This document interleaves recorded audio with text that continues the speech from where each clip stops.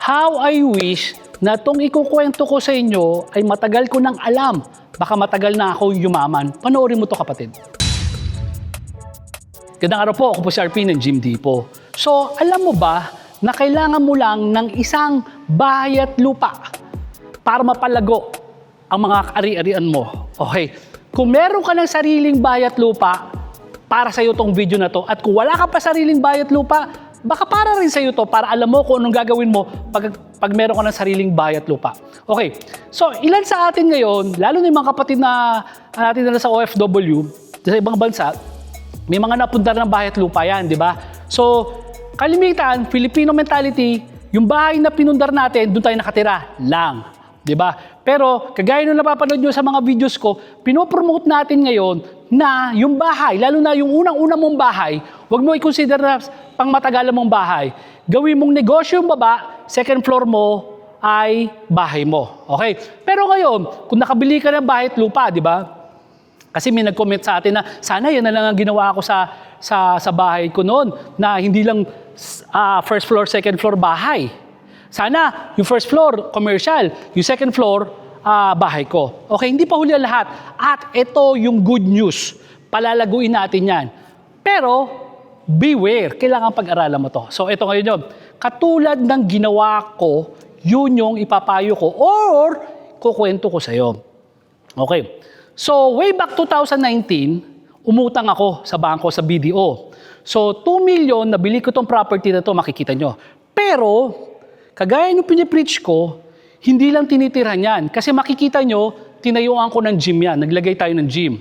So, nung 2019, 44,000 ang binabayaran ko dyan buwan-buwan na utang ko sa bangko. Okay.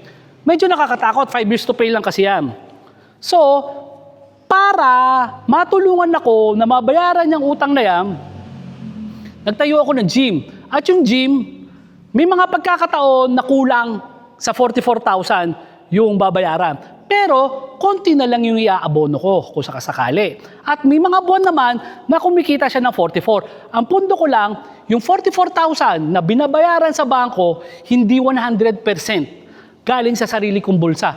Most of the time, at least 80% ng pambayad sa bangko galing sa gym. Maliit na lang yung inaabono ko. Okay, fast forward, 2024, bayad na siya. Bayad na siya. Akin na siya, di ba?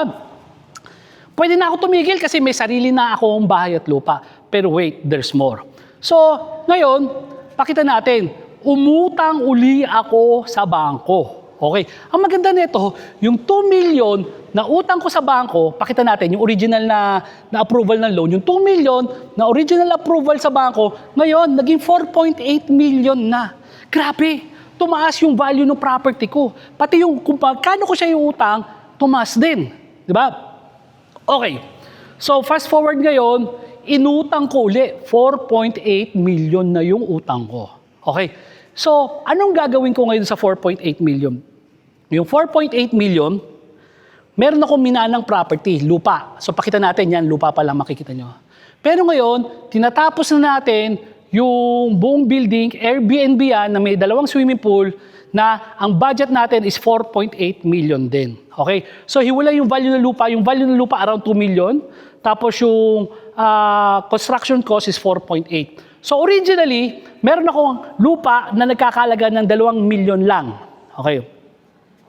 Ngayon, sinanla ko uli yung property na natubos ko na sa bangko ng 4.8, pinagpagawa ko ngayon nitong Airbnb ko. Okay. Una, yung kita ng Airbnb na yon, yan ang magbabayad sa utang ko sa bangko doon sa 4.8. Di ba? So, medyo hindi ako kinakabahan dahil alam kong kikita. Ngayon, wala na akong gym ngayon doon sa bahay. Pero may sarili na akong gym sa labas, pero inuupahan ko. Pero huwag natin i-consider yun. I-consider natin yung kinikita ng Airbnb. Okay, pagpalagay mo, sapat yung kita. So, 10 years to pay. Sa 10 years to pay, yung utang ko dito, binabayaran ito. Okay. Worst case scenario. Bago sa worst case scenario. So, ito, nakasanla. Diba? Nakasanla to ng 4.8 million. Tapos ito, 2 2 million plus paggawa ka ng 4.8 million na property. Di ba? Magkano yung halaga nito? 6.8 million kung tutuusin. 6.8. Akala mo ba matatapos ako ngayon dyan sa 6.8 million na yan? Yung utang nito, yung utang dito sa original na bahay, ang magbabayad, tong Airbnb ko. Di ba? Ito, nakasanla. Ito, hindi pa. So may 6.8 million ako na halaga ng property na hindi pa nakasanla. So, yung utang dito, si Airbnb ang magbabayad. Hindi tayo matatapos doon. Isasanla ko uli si Airbnb. Okay. Ngayon, si Airbnb naman, isasanla ako, bibili ako ng lupa dyan sa Quezon. Huwag na natin sabihin ko saan. Doon ko ngayon ipapatayo yung pang-apat na warehouse, gym, ni Gym Republic. Bibili ako ng property, halagang 2 milyon, 3 milyon, tapos pagpapatayo ko ng building doon. So mapapatayo ko, basta yung 6.8 million na yun yung budget ko para makabili ng property sa Quezon na medyo mura-mura pa para mapatayuan ng building na nandoon yung Gym Republic. Okay. Doon tayo tumigil sa pangatlong property. So si Gym Republic ngayon, kumikita yung gym. Siya naman ngayon ang magbabayad netong property na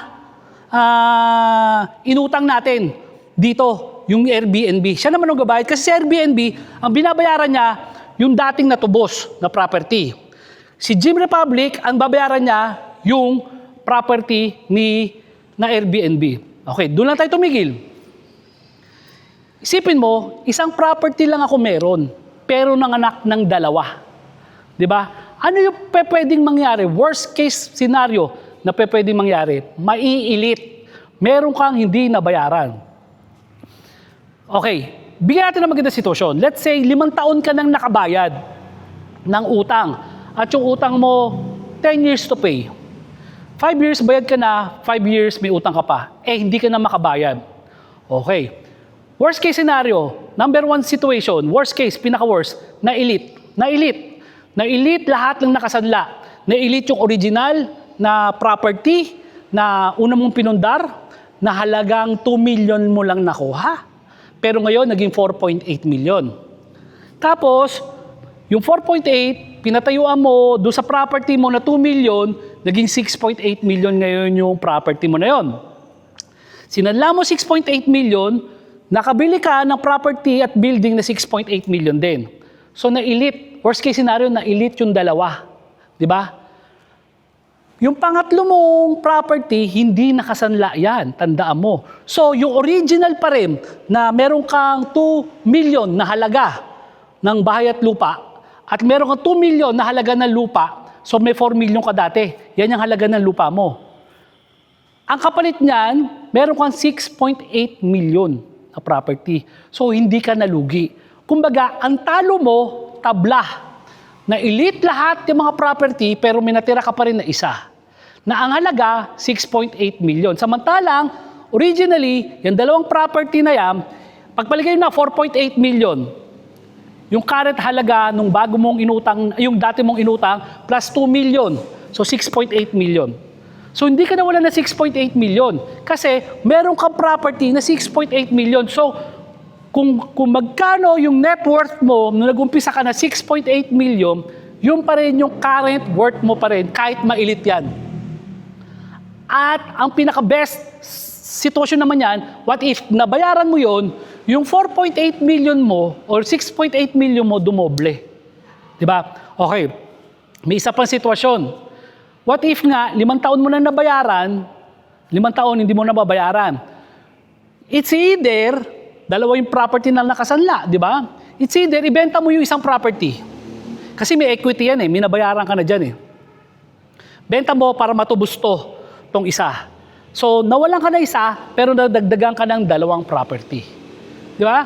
Or, better yet, pwede mong ipasalo yung 2. Pwede mong makuha yung equity. Yung mga nabayad mo, pwede mong mabawi yon or portion of it. So again, yun yung sinasabi ko, kailangan mo lang ng isang property para mapalago. Kasi tumigil tayo doon sa Gym Republic di ba? Na 6.8 million sa Quezon. Pero dahil hindi nakasanla yun, pwede mo pang isanla uli yun.